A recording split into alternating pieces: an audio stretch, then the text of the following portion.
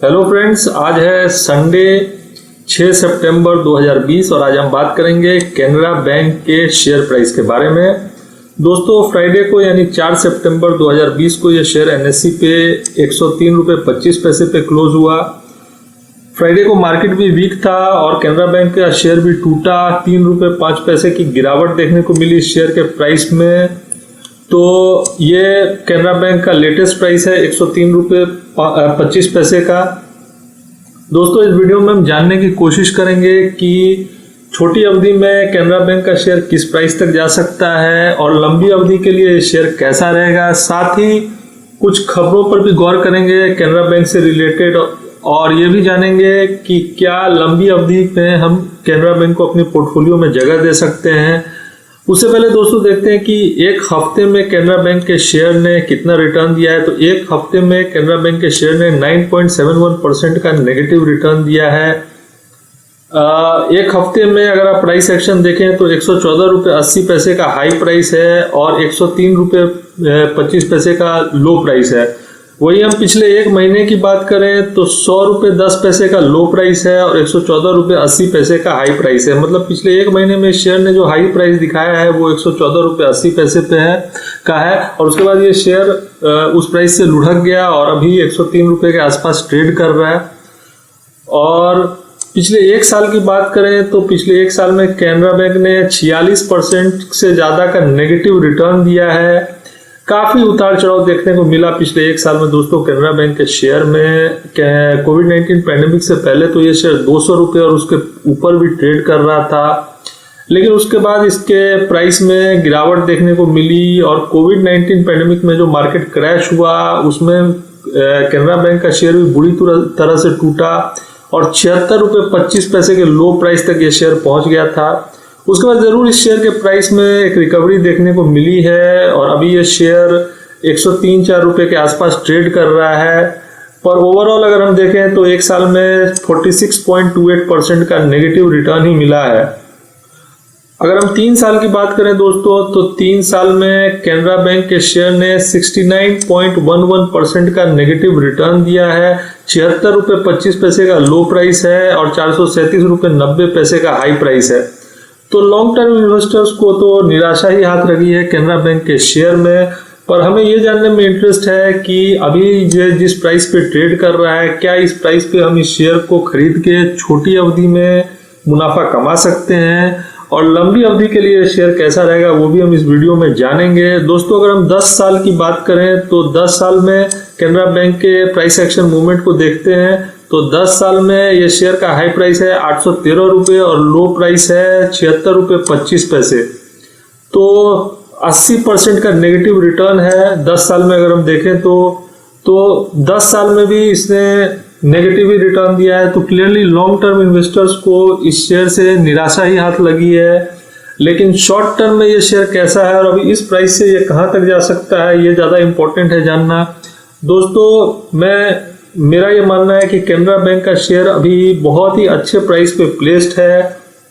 इस प्राइस पे या किसी भी मार्केट की गिरावट में अगर कैनरा बैंक का शेयर यहाँ से गिरता है तो शॉर्ट टर्म के लिए यानी छोटी अवधि के लिए इसको खरीदा जा सकता है और 115 से 120 रुपये के शॉर्ट टर्म टारगेट के लिए इस शेयर को अपने पोर्टफोलियो में जगह दी जा सकती है, ये मेरा मानना है। कोविड-19 पैंडेमिक से पहले ये शेयर 200 रुपये और उसके ऊपर भी ट्रेड कर रहा था। एक रिकवरी तो ज़रूर देखने को मिली है कैनरा बैंक के शेयर में, पर अभी भी इस शेयर में वैसी रिकवरी नहीं देखने को मिली है जैसे बहुत सारे शेयर्स में देखने को मिली है। अभी भी ये शेयर काफ़ी चीप वैल्यूएशन पे ट्रेड कर रहा है और शॉर्ट टर्म में 115-20 रुपये के टारगेट को ये इजीली अचीव कर सकता है। तो मेरा मानना है शॉर्ट टर्म के लिए तो हम इसे 115-20 रुपये के टारगेट के लिए खरीद सकते हैं। लॉन्ग टर्म में क्या इसका प्राइस होगा उसके बारे में मैं इस वीडियो में जरूर डिस्कस करूंगा, पर उससे पहले हम जरा वॉल्यूम पर गौर कर लें। तो फ्राइडे यानी 4 सितंबर को अगर हम देखें तो 89,19,713 शेयर्स का ट्रेड हुआ है एनएससी पे। वहीं बीएससी की बात करें तो 5,56,774 शेयर्स का ट्रेड हुआ है कैनरा बैंक का बीएससी पे। दोस्तों, कैनरा बैंक एक मिड कैप स्टॉक है और इसका मार्केट कैप है 15,102 करोड़। दोस्तों, कैनरा बैंक के अगर हम शेयर होल्डिंग पैटर्न की को देखें तो प्रमोटर्स की हिस्सेदारी 78.55% की है। क्लियरली प्रमोटर्स की बहुत बड़ी हिस्सेदारी है और प्लेस्ड प्रमोटर होल्डिंग नन है, मतलब प्रमोटर्स ने कोई भी शेयर गिरवी नहीं रखी है। एफआईएस की हिस्सेदारी 2.63% की है, म्यूचुअल फंड की हिस्सेदारी 2.37% की है और इंश्योरेंस कंपनीज की हिस्सेदारी 6.53% की है।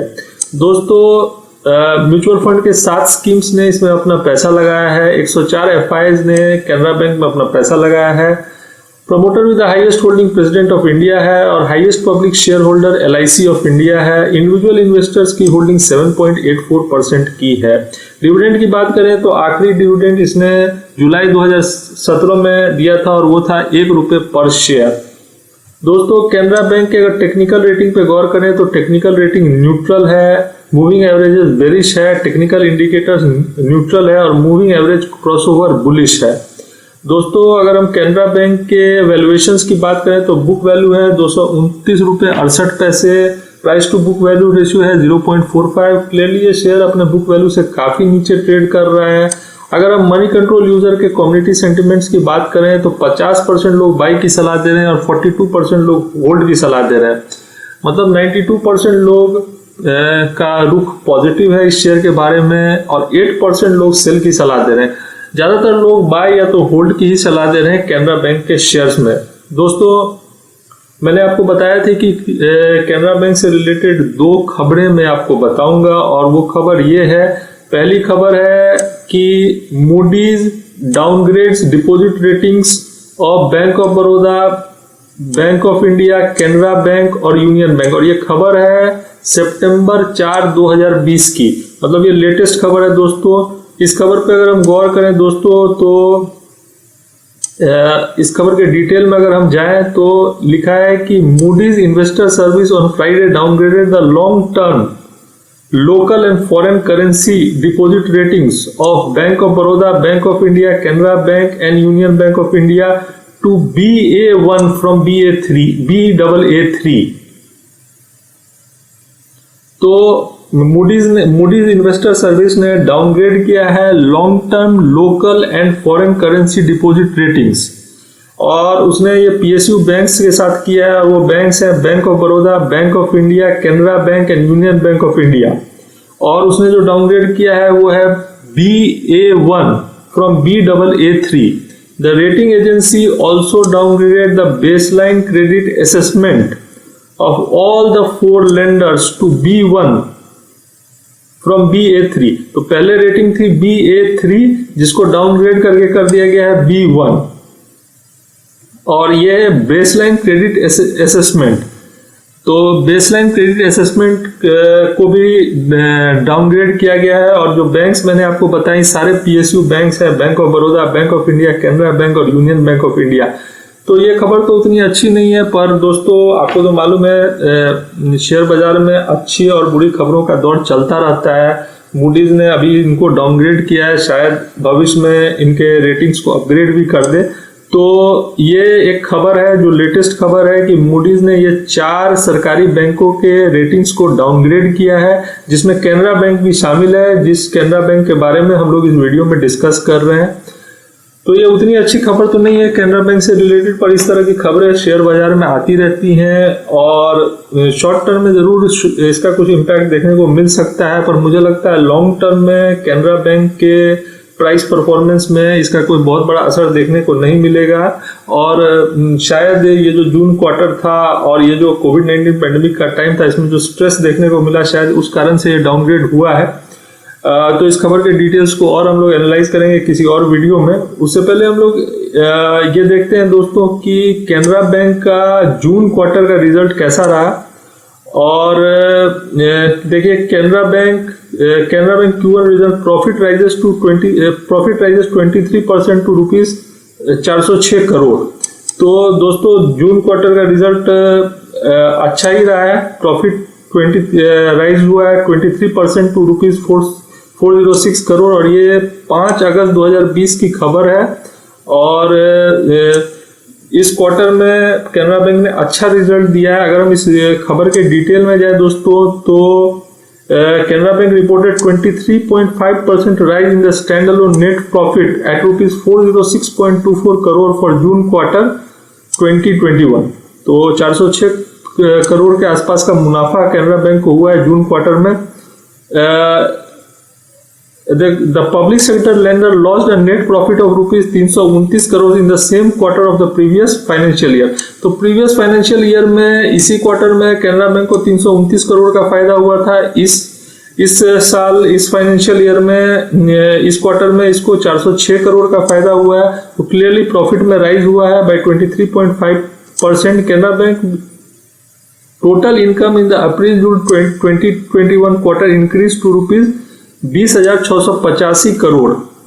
तो total income increase to rupees 20,685 crore from 14,062 crore. तो पहले जो पिछले फाइनेंशियल ईयर में इसको 14,062 करोड़ का प्रॉफिट हुआ था और इस साल 20,685 करोड़ का फायदा हुआ है।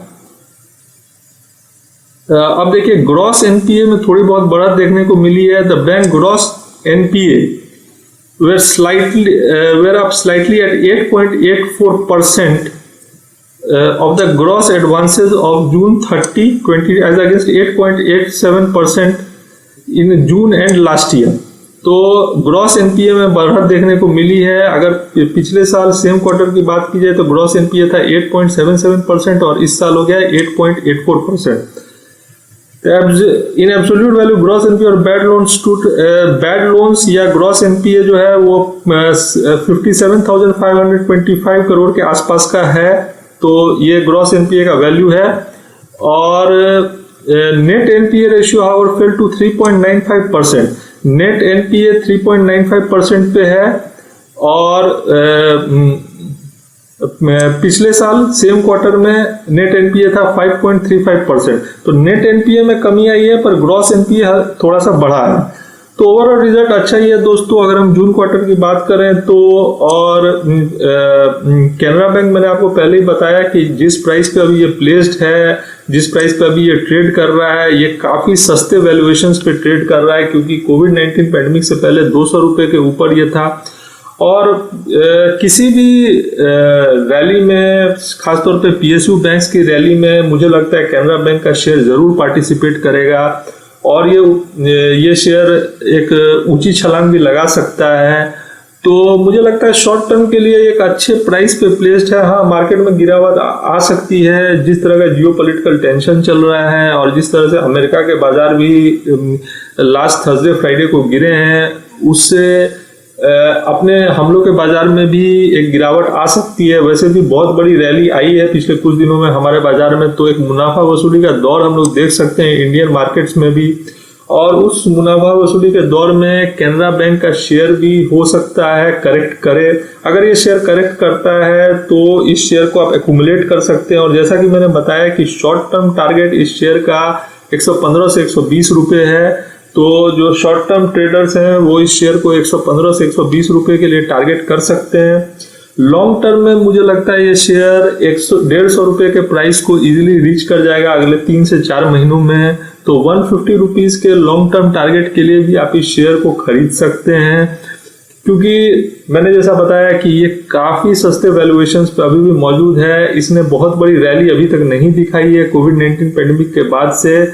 जरूर थोड़ा बहुत सुधार देखने को मिला है प्राइस में। अगर हम 76 रुपये 25 पैसे वाले प्राइस से कंपेयर करें जो इसने कोविड-19 पैंडेमिक के टाइम पे बनाया था, लेकिन अभी भी इस शेयर में आगे जाने का काफी स्कोप बचा हुआ है। ये इंडिया की 4th लार्जेस्ट पीएसयू बैंक है और काफी बड़ी बैंक है सरकारी बैंक्स में और एक दिग्गज बैंक मानी जाती है। तो इस प्राइस पे इस शेयर को खरीदना मुझे नहीं लगता कि घाटे का सौदा है। मुझे लगता है इस प्राइस पे या किसी भी मार्केट की गिरावट में अगर आप इस शेयर को खरीदते हैं तो लॉन्ग टर्म में ये शेयर अच्छा परफॉर्म करके दिखाएगा। और शॉर्ट टर्म में जैसा कि मैंने आपको बताया कि 115 से 120 रुपए के प्राइस टारगेट को भी ये शॉर्ट टर्म में इजीली अचीव कर सकता है। देखिए कैनरा बैंक से रिलेटेड कुछ और जानकारियां दोस्तों मैं आपको देता हूं कि Canara bank is one of the largest public sector banks owned by the government of India. तो one of the largest public sector bank है, हेडक्वार्टर्ड है बेंगलुरु में और it was It was established at Mangalore in 1906 by Enamel Subbarao Pai and later the government nationalized the bank in 1969. तो it was established हुआ था 1906 में और nationalise हुआ 1969 में। और अब्रॉड में भी इसके ऑफिसेज हैं जैसे London, Hong Kong, Moscow, Shanghai, Dubai, Tanzania and New York. Syndicate bank मर्ज हुआ था इसके साथ, syndicate bank merge with Canara bank 1 अप्रैल 2020 को। It is the 4th largest bank in the country, country की 4th लार्जेस्ट बैंक है दोस्तों। अगर हम इससे रिलेटेड कुछ और जानकारी लें तो मैंने आपको बताया ये हेडक्वार्टर्ड है बेंगलोर कर्नाटका इंडिया में। इसके 10,403 ब्रांचेज हैं, 13,406 ATMs हैं। अगर हम इसके प्रोडक्ट्स की बात करें तो प्रोडक्ट्स है investment banking, consumer banking, commercial banking, retail banking, private banking, asset management, pension, mortgage और क्रेडिट कार्ड्स। दोस्तों अगर हम इसके एम्प्लॉयज की बात करें तो 90,000 से ज़्यादा एम्प्लॉय है और ये मार्च 2020 का डेटा है। तो ये था दोस्तों कैनरा बैंक से रिलेटेड कुछ जानकारी जो मैंने आपको बताई। मैंने आपको रिजल्ट्स भी बताया इसका जून क्वार्टर का।